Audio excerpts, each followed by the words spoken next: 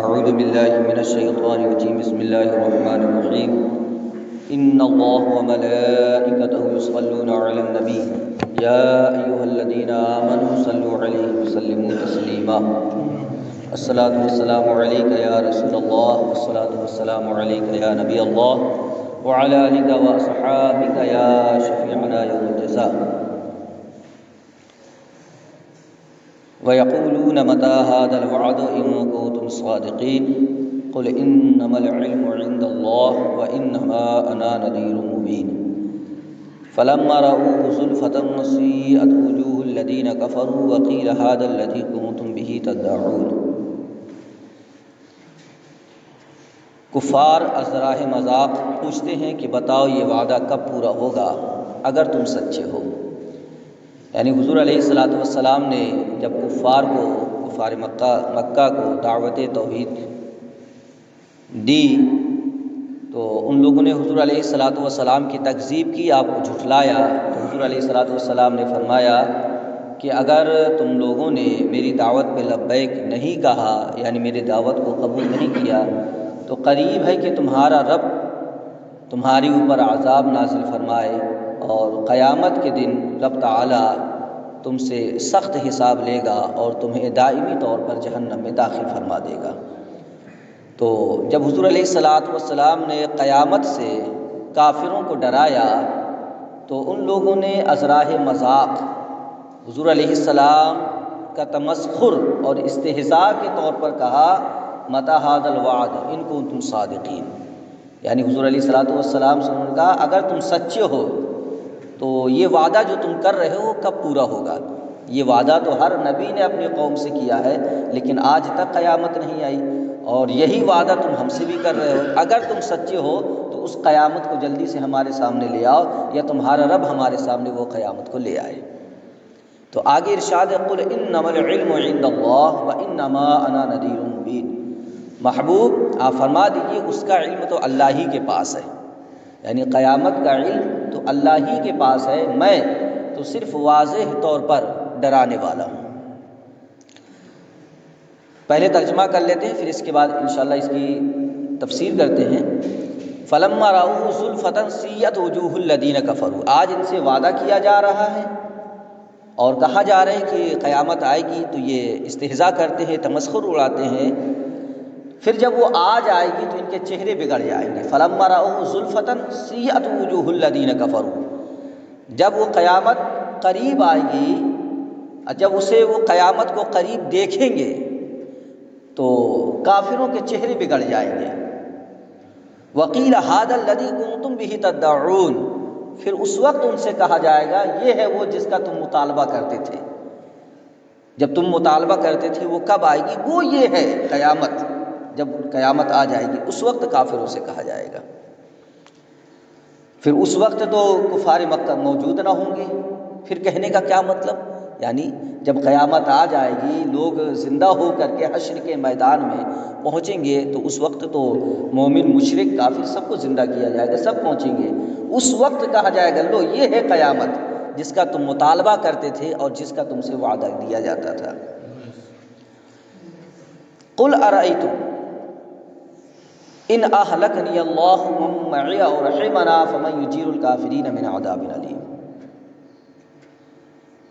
تو قیامت کا علم حضور نے فرمایا اللہ ہی کے پاس ہے، تو چونکہ قیامت کا علم بھی غیب میں سے ہے، غیب کہتے ہیں چھپی ہوئی چیز کو، سب سے پہلے غیب کے بارے میں جانتے ہیں۔ غیب جو چھپی ہو، ظاہر نہ ہو، اس کو غیب کہتے ہیں۔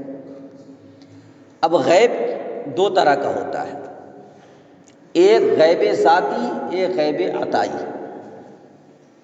علم غیب ذاتی اور علم غیب عطائی، یاد رہے علم غیب ذاتی وہ ہے کہ وہ علم کسی سے ملا نہ ہو، ڈائریکٹ اس کی ذات کے اندر وہ علم پہلے سے موجود ہو، ذات کے اندر موجود ہو، کسی سے ملا نہ ہو، اس کو کہتے ہیں ذاتی۔ اور عطائی کہتے ہیں خود سے موجود نہ ہو بلکہ کسی سے ملا ہو۔ تو علم غیب ذاتی اور علم غیب عطائی، تو جو ذاتی غیب ہے وہ صرف اللہ کو ہے، اللہ کے علاوہ کسی کو ذاتی علم ماننا، غیب ماننا، یہ کفر ہے۔ یعنی ہم حضور کو نہیں کہہ سکتے کہ حضور کو علم غیب ذاتی ہے، حضور کی ذات کے اندر وہ علم خود سے ہے، یہ کہنا حضور کے لیے کفر ہے۔ اور حضور صلی اللہ علیہ وسلم اور دیگر انبیاء کے بارے میں جو علم ہے وہ علم غیب عطائی ہے، یعنی اللہ تعالیٰ نے ان کو عطا کیا ہے، خود سے موجود نہیں ہے، اللہ نے ان کو علم عطا کیا ہے۔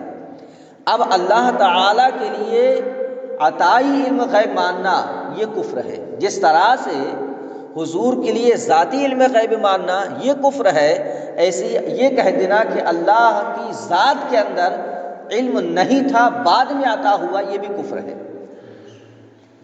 تو اللہ کا علم غیب ذاتی ہے، اللہ کے لیے عطائی ماننا یہ کفر ہے، اور حضور صلی اللہ علیہ وسلم کا علم یہ عطائی ہے، ذاتی ماننا یہ کفر ہے۔ تو حضور علیہ الصلوۃ والسلام کے لیے ذاتی علم ماننا یہ کفر ہے، اور اللہ کے لیے عطائی علم ماننا یہ کفر ہے۔ اب جو حضور علیہ الصلوۃ والسلام کے عطائی علم کا انکار کرے یہ بھی کفر ہے، کہ جو یہ کہہ دے کہ حضور کو علم غیب عطا ہی نہیں ہوا تو یہ بھی کفر ہے، چونکہ کئی مقامات پر اللہ تعالی نے ارشاد فرمایا کہ میں نے عطا کیا ہے، جیسے سورہ نساء کے اندر ہے وَعَلَّمَكَ مَا لَمْ تَكُنْ تَعْلَمُ وَكَانَ فَضْلُ اللَّهِ عَلَيْكَ عَظِيمًا، محبوب میں نے ہر وہ چیز سکھا دی جو تم نہیں جانتے تھے۔ اس میں وَعَلَّمَكَ ما، لفظ ما جو ہے اس یہ عموم کے لیے ہے، عام کے لیے، اس ما کے اندر جتنا عموم ہے، یعنی اللہ فرماتا ہے محبوب ہر وہ چیز جو کائنات میں ہو سکتی تھی یا ہوگی، اس چیز کا علم میں نے آپ کو عطا فرما دیا ہے۔ اب یہ نہیں کہہ سکتے کتنا عطا فرمایا، نہ ہمارے پاس آج تک وہ پیمانہ بنا ہے اور نہ ہمارے پاس آج تک وہ پیمائش ہے کہ جس سے ہم حضور کا علم غیب ناپ سکے، آج تک وہ پیمانہ نہیں بنا۔ اللہ نے فرمایا علمک ما، محبوب وہ ہر وہ چیز سکھا دی جو آپ نہیں جانتے تھے۔ اب ہم نہیں کہہ سکتے کہ اللہ نے یہ سکھایا ہوگا وہ نہیں سکھایا ہوگا، وہ تو رب جانے اور رب کا محبوب جانے کیا دیا اور کیا لیا۔ اس میں ہمیں پڑھنے کی ضرورت نہیں ہے، ہمیں اپنا پڑھ کر کے عقیدہ خراب کرنے کی ضرورت نہیں ہے۔ اب دوسری جگہ رب کا ارشاد کیا ہے، عالم الغیب فلا یظہر علی غیبہ احدا، غیب کا جاننے والا رب اپنے غیب پر کسی کو مطلع نہیں فرماتا، الا من ارتضی من رسول، مگر اپنے رسولوں میں سے جسے چاہتا ہے چن لیتا ہے، پھر انہیں غیب عطا فرما دیتا ہے۔ تو قیامت کا علم بھی غیب میں سے ہے۔ اب یہ اعتراض ہوتا ہے کہ اگر حضور کو علم غیب ہوتا تو حضور انہیں بتا دیتے کہ قیامت کب آئے گی، تو یاد رہے یہ پردہ غیب کی چیز ہے، ابھی رب کی طرف سے اظہار کا حکم نہیں تھا۔ ایسا نہیں کہ حضور نے بتایا نہیں تو انہیں معلوم بھی نہیں تھا، معلوم تھا لیکن اللہ کی طرف سے ابھی بتانے کا حکم نہیں تھا، چونکہ اس میں ایک نظام قدرت ہے۔ ورنہ بتائیے حضور نے قیامت کی نشانی بتائی کہ نہیں بتائی؟ قیامت تک ہونے والی ایک ایک نشانی کو میرے حضور نے بیان فرمائی ہے۔ کس تاریخ کو قیامت آئے گی یہ بھی حضور نے بتایا، 10 محرم الحرام کا ذکر ملتا ہے۔ جمعہ کے دن کو بتایا کہ جمعہ کا دن ہوگا، 10 محرم الحرام کا دن ہوگا، بعد عصر ہوگا۔ یہ ساری نشانیاں، یہ سارے دن اور تاریخ میرے حضور نے بتایا کہ نہیں بتایا؟ صرف سن کی تعین میرے حضور نے نہیں فرمائی، کیونکہ اس نظام قدرت تھا۔ اگر میرے حضور بتا دیتے کہ فلاں سن میں قیامت آنے والی ہے تو جو کائنات کا نظام ہے وہ درہم برہم ہو جاتا۔ لوگ اپنے روزمرہ کے معاملات کو بھول جاتے۔ اگر مجھے معلوم ہو کہ کل مجھے مرنا ہے تو بھلا بتاؤ میں کچھ کام کروں گا؟ سجدے میں پڑا رہوں گا صرف اس لیے کہ اپنے رب کو راضی کرنا، کل تو مجھے مرنا ہی مرنا ہے۔ جسے آپ دیکھیے کسی کو اگر کل پھانسی ہونی ہوتی ہے تو پھر ایک دن پہلے اس کا کیسے گزرتا ہے، اس کو موت سامنے نظر آ رہی، اور قیامت ہر چیز کو مٹا دینے والی ہے، ختم ہونے والی ہے۔ تو اگر کسی مجرم کو ایک دن پہلے پھانسی ہوتی ہے تو اگر وہ کسی بھی مذہب کا ہو، کسی بھی مسلک کا ہو، وہ اپنے اپنے خداؤں کو یاد کرتا ہے. اگر مسلم ہے سجدے میں پڑا رہتا ہے، اے اللہ جو مجھ سے خطا ہو گئی ہو، لغزش ہو گئی ہو، معاف کر دینا، میری توبہ قبول کر لے، جان رہا ہے کہ کل مجھے پھانسی ہونے والی ہے. تو ایسے اگر حضور سن کا تعین فرما دیتے تو لوگ یہ سب کچھ بھول جاتے، نہ کوئی مکانات کی تعمیر کرتا، نہ کوئی شادی کرتا، نہ بیاہ کرتا، نہ اولادیں پیدا ہوتی، نہ آدمی کچھ کام کرتا، اس لیے کہ ہمیں فلاں سن میں تو قیامت آنی ہے اور ہمیں مرنا ہے، تو ہم کیوں نہ اس چیز کی تیاری کریں. چونکہ حضور نے سن کا تعین نہیں فرمایا ہے، اس لیے نظام کائنات قائم ہے، نظام قدرت قائم ہے. اگر سن کا تعین ہو جاتا تو پھر نظام قدرت درہم برہم ہو جاتا. اس میں رب کی حکمت تھی، محبوب کو معلوم تھا لیکن اللہ تعالیٰ نے چھپانے کا حکم دیا تھا.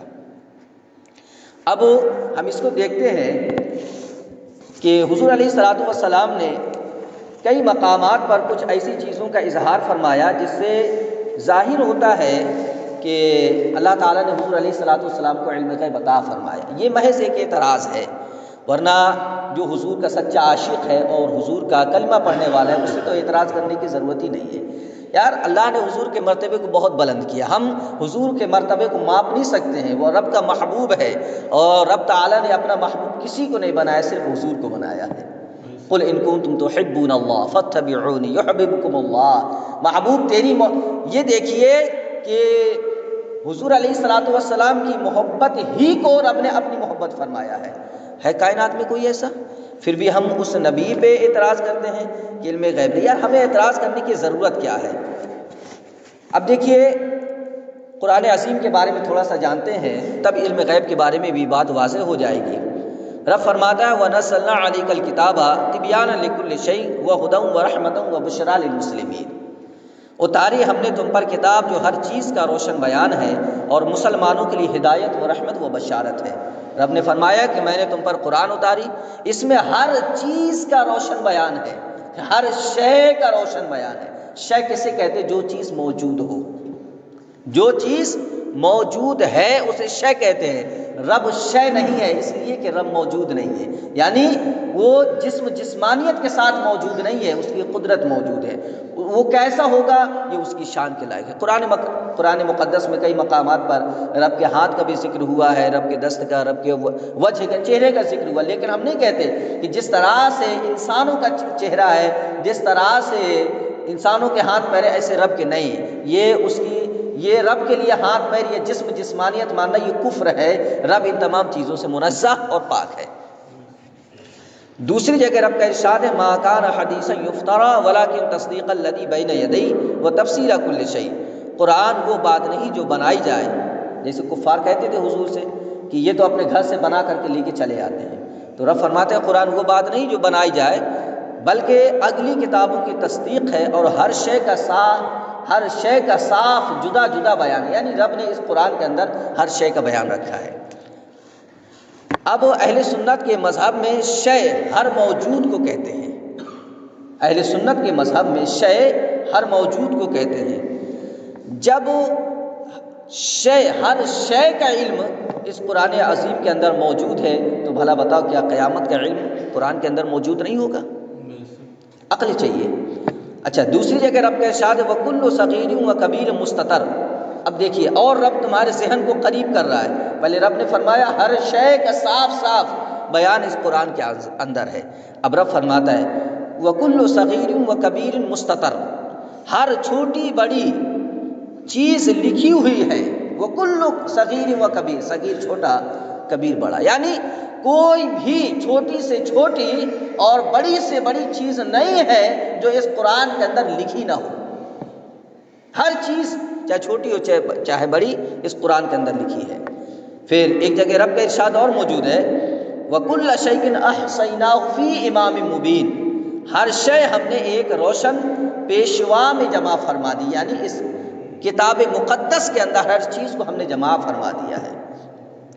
پھر ایک اللہ تعالیٰ اور ذہن کو قریب کر رہا ہے. لوگوں اب تو سمجھ جاؤ، میرے محبوب پہ اعتراض کرنے والے اب تو سمجھ جاؤ وَلَا حَبَّةٍ فِي ظُلُمَاتِ الْأَرْضِ وَلَا رَطْبٍ وَلَا يَابِسٍ إِلَّا فِي كِتَابٍ مُبِينٍ.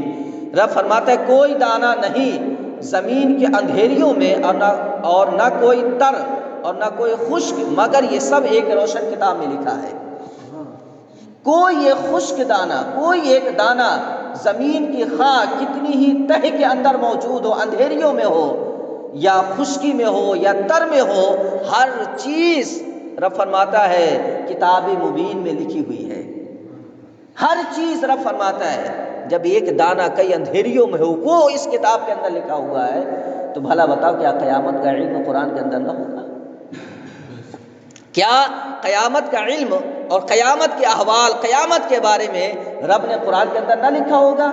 اگر قیامت کو شے مانتے ہیں، آج موجود نہیں لیکن کسی دن تو موجود ہوگی وہ شے موجود ہونے والی قیامت ہے، تو کیا قیامت کا علم قرآن کے اندر نہ ہوگا؟ اور اگر ہم کہیں کہ قیامت کے بارے میں رب نے قرآن کے اندر نہیں لکھا تو پھر قرآن پہ اعتراض ہوگا کہ رب فرماتا ہے وَكُلُّ صَغِيرٍ وَكَبِيرٍ مُسْتَطَرٍ، ہر چھوٹی بڑی چیز قیامت کے اندر قرآن کے اندر لکھی ہوئی ہے، تو پھر قیامت کے علم قرآن کے اندر کیوں نہیں ہے؟ اس کا مطلب رب نے کچھ چیزوں کا علم دیا، کچھ چیزوں کا نہیں دیا، یعنی کچھ چیزوں کو بیان کیا، کچھ چیزوں کو بیان نہیں فرمایا۔ تو یہ رب کی ذات پہ انکار لازم آئے گا کہ اگر قیامت کا علم قرآن کے اندر نہیں ہے تو پھر رب نے یہ کیوں فرمایا کہ ہر چھوٹی بڑی چیز میں نے اس کتاب کے اندر لکھ دی ہے؟ اور پھر وَلَا حَبَّةٍ فِي ظُلُمَاتِ الْأَرْضِ، زمین کی تہوں میں اندھیریوں میں کوئی دانہ اگتا ہے وہ بھی قرآن کے اندر موجود ہے۔ وَلَا رَطْبٍ وَلَا يَابِسٍ إِلَّا فِي كِتَابٍ مُبِينٍ، کوئی بھی چیز چاہے وہ خشکی میں رہنے والی ہو، چاہے وہ تری میں رہنے والی ہو، چاہے وہ خشکی میں موجود ہو یا تری میں موجود ہو، إِلَّا فِي كِتَابٍ مُبِينٍ، وہ بھی روشن کتاب میں لکھی ہوئی ہے۔ تو یہ قرآن کی چند آیتیں ہیں جو یہ بتا رہی ہیں کہ کائنات میں جو چیز ہو چکی یا ہونے والی ہوگی یا ہو رہی ہے، ہر چیز کا علم اس قرآن مقدس کے اندر موجود ہے۔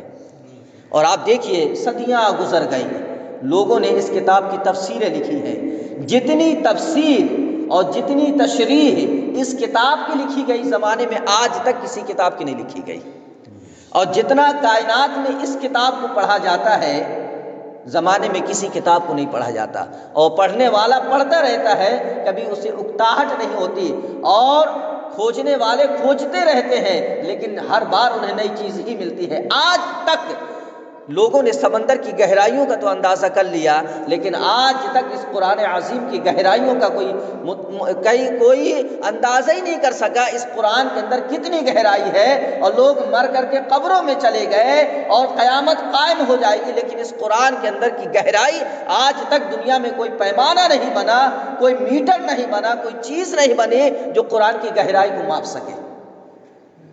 تو جب ہر چیز کا علم فرماتا ہو کل شیء احصیناہ، کل ہر چیز میں نے شمار کر رکھا ہے اس کتاب مبین کے اندر، تو بھلا بتاؤ کیا قیامت کا علم قرآن کے اندر موجود نہیں ہوگا؟ اور جب ہم مان لیں گے کہ قیامت کا علم بھی قرآن کے اندر موجود ہے تو بھلا بتاؤ قرآن نازل کس پہ ہوا ہے؟ جب ہم مان لیں گے کہ قرآن کے اندر قیامت اور قیامت کا علم موجود ہے تو بھلا بتاؤ قرآن نازل کس پہ ہوا ہے؟ 23 برس کی مدت میں قرآن اتارا کس پہ گیا ہے؟ تو بلا شبہ سب کو معلوم ہے قرآن پیغمبر اعظم جناب محمد رسول اللہ صلی اللہ علیہ وسلم پہ اتارا گیا۔ تو جب قرآن حضور پہ اتارا گیا تو کیا حضور کو قیامت کا علم معلوم نہ ہوگا؟ جب قرآن کے اندر قیامت کا علم موجود ہے اور قرآن حضور پہ اتارا گیا تو کیا حضور کو قیامت کا علم معلوم نہیں ہوگا؟ بے شک قیامت کا علم حضور کو عطا کیا گیا، لیکن حکمت قدرت کے تحت اسے چھپانے کا حکم دیا گیا۔ تو محض اس بنیاد پر قل انما العلم عند اللہ، حضور کا یہ فرما دینا کہ قیامت کا علم تو اللہ ہی کے پاس ہے، اس سے یہ انکار نہیں کر سکتے کہ قیامت کا علم حضور کو دیا ہی نہیں گیا، دیا گیا، دن بھی بتایا، تاریخ بھی بتائی، اللہ نے سن بھی بتا دیا، لیکن مصطفیٰ کو چھپانے کا حکم تھا، ظاہر کرنے کا حکم نہیں تھا، صرف اس وجہ سے کہ محبوب اگر تم بتا دو گے تو نظام قدرت جو قائم ہے یہ درہم برہم ہو جائے گا۔ تو محض اس بنیاد پر حضور علیہ الصلوۃ والسلام نے قیامت کا علم قیامت کے علم کے بارے میں سن کا تعین میرے مصطفیٰ نے نہیں فرمایا۔ اب چند ایک حدیث سنیے، صحیح ہے یعنی بخاری و مسلم میں حضرت حذیفہ بن الیمان رضی اللہ تعالیٰ عنہ سے مروی ہے، وہ فرماتے ہیں فینا رسول اللہ صلی اللہ علیہ وسلم مقاما ما ترک شیئا یکون فی مقامہ ذلک الی قیام الساعۃ الا حدث به حفظہ من حفظہ ونسیہ من نسیہ۔ حضور علیہ الصلوۃ والسلام کی زبان سے سن لو صاحب، کیسے وہ لوگ ہیں جو حضور علیہ الصلوۃ والسلام پہ انگشت نمائی کرتے ہیں۔ مجھے تو بڑا افسوس ہوتا ہے کہ کلمہ حضور کا پڑھتے ہیں، کلمہ نبی کا پڑھتے ہیں، اسی نبی کے ذات کے اندر عیب بھی ڈھونڈتے ہیں۔ جس نبی کو رب نے بے عیب بنایا ہے اس نبی کی ذات کے اندر عیب ڈھونڈتے ہیں۔ بولے اب عیب کیسے ڈھونڈنا؟ یہ کہہ دینا کہ حضور کو علم غیب نہیں ہے، یہ نبی کی ذات کے اندر عیب ہی تو تلاش کرنا ہے۔ یہ کہہ دینا کہ قیامت کا علم اللہ نے حضور کو عطا نہیں کیا، یہ حضور کی ذات کے اندر عیب ہی تو نکالنا ہے، ورنہ مصطفیٰ کو اللہ نے بے عیب بنایا ہے۔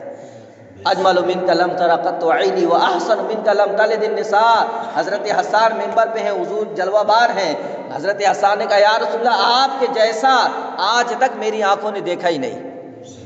واجمل منک لم تر قط عینی، یا رسول اللہ آپ کے جیسا حسین و جمیل میری آنکھوں نے آج تک نہیں دیکھا۔ اے حسان تو نے تو مکہ کو دیکھا، تو نے مدینہ دیکھا، تو نے کائنات کو نہیں دیکھا، ساتوں آسمان کے اوپر بسنے والی مخلوق کو نہیں دیکھا، ساتوں زمین کے اندر بسنے والی مخلوق کو نہیں دیکھا۔ اعتراض ہو سکتا ہے حسان تو نے مکہ دیکھا، مدینہ دیکھا، یا جہاں ہجرت کی تو نے وہاں کے لوگوں کو دیکھا، کیسے کہہ سکتے ہو اجمل منک لم تر قط عینی کہ آج تک یا رسول اللہ میری آنکھوں نے آپ کے جیسا دیکھا ہی نہیں ہے؟ کائنات بہت بڑی ہے۔ حضور کو اعتراض کرنا چاہیے تھا، حسان تم غلط کہہ رہے ہو، تم نے تو صرف مکہ اور مدینہ اور جہاں ہجرت کی ہے وہ مقامات کو دیکھا ہے، لیکن تم کیسے کہہ رہے ہو زبان رسالت سے؟